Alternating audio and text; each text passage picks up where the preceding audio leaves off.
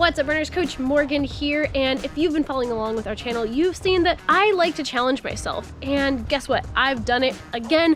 I am up for a new challenge, and I want to share with all of you how I'm going to be training for this challenge and how you can train for it as well too. So what did I do? Well, signed up for a Spartan race.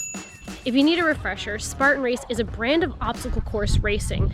In these races, you have things like heavy carries, wall climbs, rope climbs, you're down on the ground climbing under barbed wire, all that fun stuff, and all physically demanding obstacles that require really specific training so that you can make it through the race. This is not really a fake it till you make it kind of race. Especially in the Spartan races, which is the particular race that I'm doing, if you fail one of their obstacles, they make you do 30 burpees. So the more obstacles you fail, the more burpees you have to do, the more tired you're gonna be. So it's really good to be prepared going into this race. Now, the race courses themselves can be vastly different. There are races from the 5K all the way up to the ultra marathon, and you can have terrain of rolling hills, you can be on a super steep mountainside, or going up a ski slope. You need to look that up beforehand and prepare that way. I want to talk about the specific strength training things that you can be doing to make these races a bit easier. And especially for runners, I know that we need a little bit of work on our upper body strength. And the specific types of strength that you find that are going to be helpful in an obstacle course race, many of us don't just train for on a daily basis. But I know you're asking yourself, Coach Morgan, this is your first obstacle course race. I know that, but I am super lucky to have my own in-house obstacle course pro, which is my fiance Grady, who is on the Spartan Pro team and has been teaching me a couple of things that I am now going to share with all of you so that you can really enjoy and succeed at your first obstacle course race.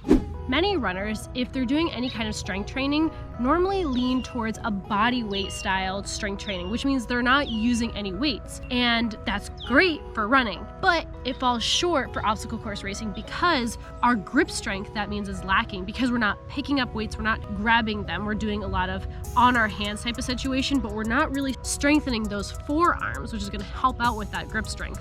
So we can go over a couple different things that you can do at home to make your grip strength even better. Now, there's a few different kinds of variations of grip strength during the obstacle course race. The first is going to be a hanging grip strength. So something like the rings where you have to go across, or you're doing the rope climb, or you're actually going to be pulling down on a rope and hoisting a sandbag into the air, and you have to gradually let it down slowly. So all of those things are going to be really focusing on the actual grip of your strength. I know I said grip strength, but there's a few different kinds that we can work on. This one is mostly focused on actually holding something in your hand and not letting go. So one of the things that you can really do that helpful with this, if you have any kind of rope, that is great. I'll take you guys on a little trip over here. As you can see here, I got my rope, and yes, it does hold me, which is great. And we just kind of practice climbing up and down this a few different times and making sure to tap all the way up at the top, because in a Spartan race, you actually have to tap the bell after most obstacles. And if you don't, you have to do burpees. So get this rope down. No. Okay, so anything where you can practice grabbing on the rope and pulling your weight up it is going to be super helpful, and it's going to help out with technique a lot too. Especially, you don't want to be fumbling around with where your feet are going to be placed. So just being able to practice pulling yourself up and coming back down a few times is really going to practice not letting go, because you don't want to be all the way at the top and then let go and fall all the way down. You also want to practice your hanging. So once again, I have a bar, but anything that you can use to just practice hanging is super important, especially going across the bars. That's a little bit harder to duplicate if you don't actually have rings or something that you can swing on. So just practicing a hanging strength is going to be super helpful, because most of the time you're going to have one hand on one ring and then you're going to have to reach the next one. So you're going to be hanging from one arm. So if you can't just straight up hang from one arm, feet are off the ground, we're just hanging here, hanging on as long as you can, letting down, shaking it out. If that's a little too much for you, that's totally fine. There we go.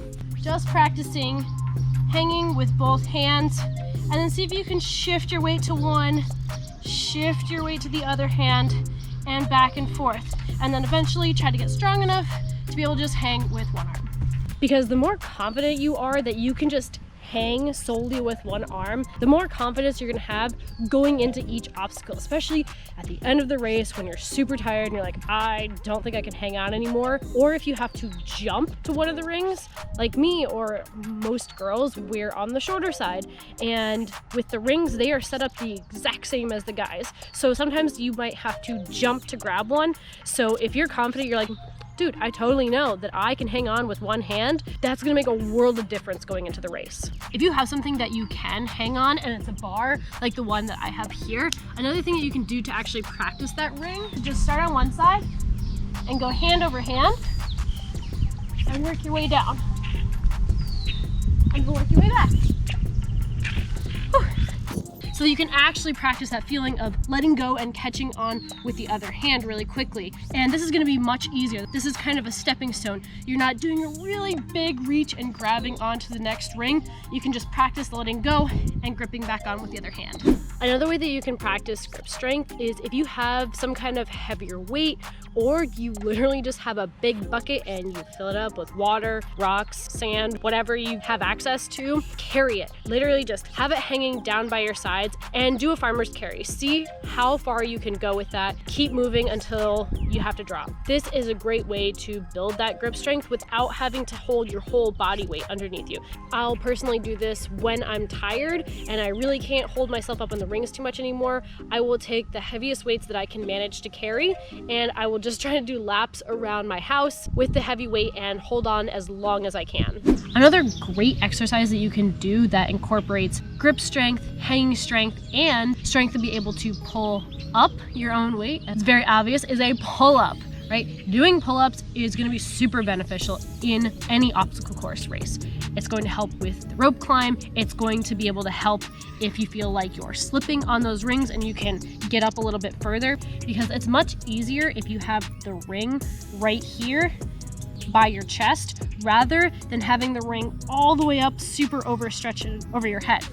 So if I can hang here, this is a lot easier. I can hold this position a lot longer than I can hang here. This starts to feel like it's pulling on the inside of my armpit, and it feels like it's really pulling on my forearm and my grip strength. When I'm holding up in that chicken wing position here, you can incorporate a lot more muscles to hold yourself here. So this exercise to do this is very obvious, is a pull-up. So you can do a couple many ways. You can go underhand strength for a chin up, all the way up, nice and slow down. You can grab out and do a nice wide one, which is gonna be super helpful, especially as we were talking about earlier, that wide reach to the next ring. So being able to have that little bit wider strength here, pulling all the way up, nice and slow down. Try to not get in the habit of when you're doing the pull-up to just drop down, because we wanna have better control of our body. So that nice slow release is gonna be super helpful, especially in the race, because a lot of times if you just are so used to dropping down, that's probably what you're gonna do as soon as you get tired, right? You're just gonna drop and fall, and then you gotta go do burpees. So we don't wanna do that. We wanna practice that slow, controlled strength going down. Speaking of burpees, you're probably gonna have to end up doing some burpees. I know that I'm gonna fail some obstacles and have to do some burpees too. And the best thing I found to get better at burpees is to, unfortunately, do more burpees. We did a really cool workout the other day. We actually did the burpee mile, which is a little different than most people assume it is. You do 30 burpees, which is the standard for Spartan. Run one lap around the track, do 30 burpees, quarter mile, 30 burpees, quarter mile, 30 burpees, quarter mile. So you have 1 mile and you have 120 burpees altogether, which is a lot, but I'm personally practicing for the sprint Spartan, which is about a 5K. So practicing the burpee mile, which is as fast as you can possibly go, is gonna be really beneficial for practicing those burpees and that speed, because when you get done with the burpees, you're definitely going to be out of breath. But practicing being out of breath and then running is gonna be super helpful. So, burpee time. Go, 30 burpees right now.